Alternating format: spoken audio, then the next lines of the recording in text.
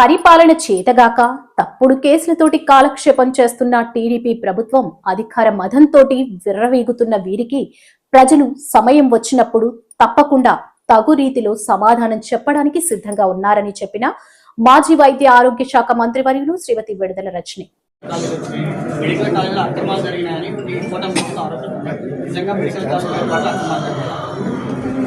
Medical college మీరు చూసారు. Medical college ఎందుకు ప్రతి జిల్లాలో ఒక పెద్ద హాస్పిటల్ తేవాలని చెప్పేసి జగన్మోహన్ రెడ్డి గారు ఒక గొప్ప ఆలోచన చేసి 100 ఏళ్లకి ఆంధ్రప్రదేశ్ రాష్ట్ర చరిత్రలో ఒక 11 మనకు అందుబాటులో ఉన్నాయి. అలాంటిది ఒకేసారి 5 ఏళ్లకి 17 గవర్నమెంట్ మెడికల్ కాలేజ్ తేవాలని చెప్పేసి జగన్మోహన్ రెడ్డి గారు ఆలోచన చేసి సుమారు 8,500 కోట్ల ఖర్చుతో వాటిని ఏర్పాటు చేయాలనే ఒక నిర్ణయానికి వచ్చి దాంట్లో మేము 5 ప్రారంభించాము. మిగతావి ప్రారంభించే దశలో కూడా మేము పనులు పూర్తి చేశాము. ఇంకా మిగతావి కూడా కొన్ని పనులు ఈ కూటమి ప్రభుత్వం వచ్చాక వాళ్ళు కూడా కొంచెం చిత్తశుద్ధి వాళ్ళకి కనుక ఉండుంటే అవి కూడా అందుబాటులోకి వచ్చాయి. ఇవన్నీ వద్దని చెప్పి ఈ రోజు ప్రైవేటైజేషన్ అని ఎత్తుకున్నారు. ఏమంటే ప్రైవేటైజేషన్ అని చంద్రబాబు నాయుడు గారు ఎత్తుకున్నారో అవన్నీ ఏం చేశారు? ఇప్పుడు స్టార్టింగ్ రాగానే ఒక ఆర్డర్ ఇచ్చారు. ఒక్క ఇటుకరాయి కూడా జగన్మోహన్ రెడ్డి గారు ప్రభుత్వం దిగిపోయిన తర్వాత ఒక ఇటుకరాయి కూడా అటు నుంచి వేసే పని లేదు, ఏ మెడికల్ కాలేజ్ డెవలప్ చేయాల్సిన పని లేదు, మనం ప్రైవేటైజేషన్కి వెళ్తున్నాం, ఇవన్నీ అంపేద్దామని చెప్పి వాళ్ళకు నిర్ణయం తీసుకున్నారు.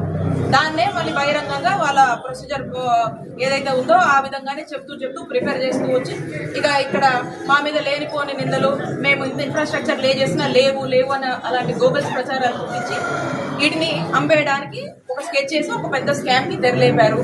మేము చిత్తశుద్ధితో ఈ 17 మెడికల్ కాలేజ్ అందుబాటులోకి తీసుకురావాలనేటువంటి గొప్ప ఆలోచన చేసి తీసుకొచ్చాము. దాంట్లో భాగంగా మా ప్రయత్నాలు అన్ని చేసాం. 5 ప్రారంభించాం. ప్రజలన్నీ కూడా చూశారు. 1,000 సంతకాల సేకరణ అనేటువంటి కార్యక్రమం చేపట్టాం. ఏమని?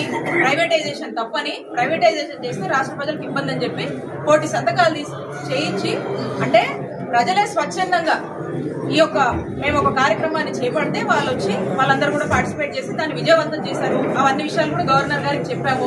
గవర్నర్ గారు చూసి పాజిటివ్ గా స్పందించారు. అయినా కూడా చంద్రబాబు నాయుడు గారికి, ఈ కూటమి ప్రభుత్వానికి ఇంత కూడా బుద్ధి రావట్లేదు. ప్రజలకు వీళ్ళు హాని చేస్తున్నారు, ప్రజలే తప్పు పడుతున్నారు. అయినా కూడా వాళ్ళ నిర్ణయాన్ని వాళ్ళు వెనక్కి తీసుకునే పరిస్థితిలో లేరు. టెండర్లు కూడా మీరు చూసారు, ఎవరు పార్టిసిపేట్ చేయలేదు. మరి ఎవరో పార్టిసిపేట్ చేశారన్నారు, మరి వాళ్ళు మేము వేయలేదు, మాకు కాదని చెప్పి వాళ్ళే మాట్లాడినటువంటి పరిస్థితి. మేము ఒకటే చెప్తా ఉన్నాము, ప్రజలకు ఏది మంచో అది జగన్మోహన్ రెడ్డి గారు చేశారు. ప్రజలకు మంచి చేయాలనే ఉద్దేశంతోనే 5 ఏళ్లు జగనన్న పరిపాలన పరితపించారు. మీరు అన్నట్టుగా ఖచ్చితంగా నన్ను టార్గెట్ చేశారు, మా కుటుంబాన్ని టార్గెట్ చేశారు. దాంట్లో భాగంగా మా మరిదిని జైలుకు పంపించారు. నా మీద కూడా 17 పర్మిషన్ తీసుకున్నారు. ఎక్కడ లేని కేసులు, అసలు మేము ఎప్పుడు విని కూడా ఉండము. అలాంటి వాళ్ళే ఇంట్లో కూర్చొని తయారు చేస్తారో, మరి ఎక్కడ తయారు చేస్తారో తెలియదు, కానీ ఎక్కడ లేని కథలు రాసుకొస్తారు. ఆ కథలోకి మా పేరు జత చేస్తారు, మా సిబ్బంది పేరు, మా ఫాలోవర్స్ ఎవరైతే ఉన్నారో వాళ్ళని జత చేస్తారు. ఇక ఏదో కేసు కట్టి ఇక ఇబ్బంది పడి ఏమంటే కాన్స్టిట్యూన్సీలో తిరగద్దు, యాక్టివ్గా ఉండొద్దు, వైఎస్ఆర్ కాంగ్రెస్ పార్టీ తరఫున రిప్రజెంట్ చేయొద్దు. ఇది వీళ్ళు మమ్మల్ని రెడ్ బుక్ పేరుతో భయపెట్టాలని చూశారు. కానీ ఎవరు ఎక్కడ కూడా మా ధైర్యం చెడిపోలేదు. మేము వైఎస్ఆర్ కాంగ్రెస్ పార్టీకి, మా నాయకుడు జగన్మోహన్ రెడ్డి గారి వెంట ఉండి మా పార్టీని, మా నాయకుడు జగన్మోహన్ రెడ్డి గారు ఇంక్లూడింగ్ జోగి రమేష్ అన్నని ఇంత సఫర్ చేశారు. మా అందరి ఎజెండా ఒకటే, మా అందరి ఆలోచన ఒకటే. మేము మళ్ళా మా నాయకుడు జగన్మోహన్ రెడ్డి గారిని ముఖ్యమంత్రిని చేసుకోవాలి. ఇదే మా ముందున్నటువంటి ఎజెండా. మీరు ఎన్ని ఇబ్బందులు పెట్టినా, ఎన్ని కేసులు పెట్టినా పెట్టుకోండి. ఓ రోజు ఇబ్బంది పెడుతున్నారా, పడతాం. కానీ మా నాయకుడు జగన్మోహన్ రెడ్డి గారిని ముఖ్యమంత్రిని చేసుకునే వరకు కూడా ఖచ్చితంగా మేము కృషి చేస్తాము. మేము ఎక్కడ కూడా